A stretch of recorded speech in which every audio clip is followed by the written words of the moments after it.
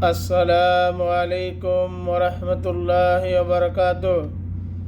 ইন্নাল হামদুলিল্লাহ সালাতু ওয়াসসালামু আলা রাসূলিল্লাহ আম্মা বাদ।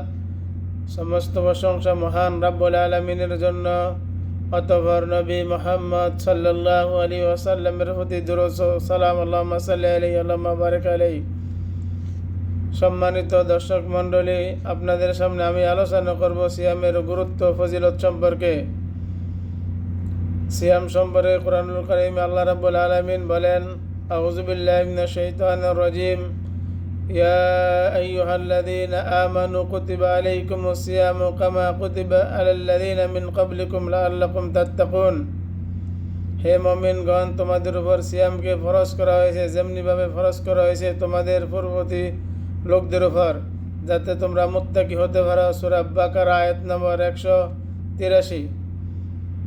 আয়াত নম্বর 184 আল্লাহ রাব্বুল আলামিন বলেন, ওয়া আনতাসুমু খায়রুল লাকুম ইন কুনতুম তা'লামুন। আর সিয়াম পালন করো তোমাদের জন্য কল্যাণকর যদি তোমরা জানো। সিয়াম অবশ্যই, রোজা আমাদের জন্য অবশ্যই অনেক কল্যাণকর।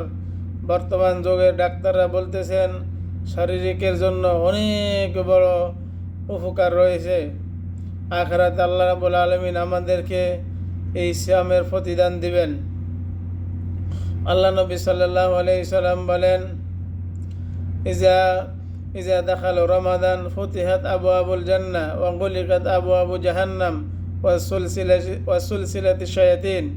যখন রমজান মাস আগমন করে তখন জান্নাতের দরজাগুলো খুলে দেওয়া হয় এবং জান্নাতের দরজাগুলো খুলে দেওয়া হয় এবং জাহান্নামের দরজাগুলো বন্ধ করা দেওয়া হয় এবং শয়তানদেরকে বেঁধে দেওয়া হয়।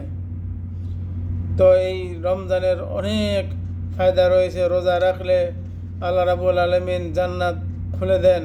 কত নিয়ামত জান্নাতে আল্লাহ রাব্বুল আলামিন রেখেছেন। আর বেশি বেশি নেকি করলে আমাদের গুনাহ দূর হয়ে যাবে। আল্লাহ রাব্বুল আলামিন বলেন, ইন্নাল হাসানাত ইউযহিবনাস সাইয়্যাত। সূরা হুদ আয়াত নম্বর 114। নিশ্চয়ই ভালো কাজ মন্দ কাজকে মিটিয়ে দেয়। আল্লাহ নবী সাল্লাল্লাহু আলাইহি সাল্লাম বলেন, মান সামা রমাদানা ঈমানান ওয়া ইহতিসাবান গুফিরা লাহু মা তাকাদ্দামা মিন যাম। যে ব্যক্তি ঈমানের সাথে ইখলাস নিয়ে একনিষ্ঠভাবে আল্লাহর সন্তুষ্টির জন্য রমজানের সিয়াম পালন করবে, তার অতীতের সব গুনাহ ক্ষমা করে দেওয়া হবে। সহিহ বুখারী হাদিস নম্বর 2014। আল্লাহ রাব্বুল আলামিনের কাছে আমরা দোয়া করি, আল্লাহ রাব্বুল আলামিন যেন আমাদেরকে রমজানের 30টি রোজা রাখার তৌফিক দান করেন এবং আমাদের পূর্বের গুনাহগুনি আল্লাহ রাব্বুল আলামিন মাফ করে দেন এবং আমাদেরকে রমজান পর্যন্ত রমজান পাওয়ার তৌফিক দান করেন। সুবহানাকাল্লাহুম্মা ওয়া বিহামদিকা আশহাদু আল লা ইলাহা ইল্লা আনতা আস্তাগফিরুকা ওয়া আতুবু ইলাইক। আসসালামু আলাইকুম ওয়া রাহমাতুল্লাহি ওয়া বারাকাতুহু।